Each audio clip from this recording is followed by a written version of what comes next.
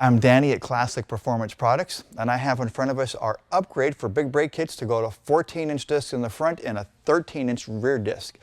These are going to be available in either red or in black. They come powder coated. The upgrade kit that you see here doesn't have calipers, so you're going to use your existing big brake kit caliper.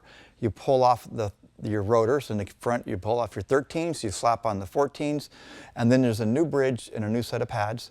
And the bridge is going to bolt them with the same mounting. It's the same pads that the caliper itself and the brake pads have been moved out so that it realigns to the bigger 14-inch disc in the front.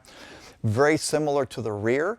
You're going to reuse your rear caliper and just slap on the new rotors in place of the old ones.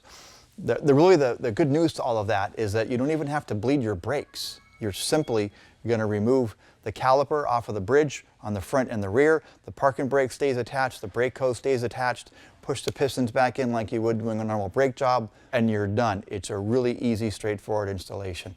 To find out more about this or other products, you can reach us on the web at www.classicperform.com or give us a call, 714-522-2000.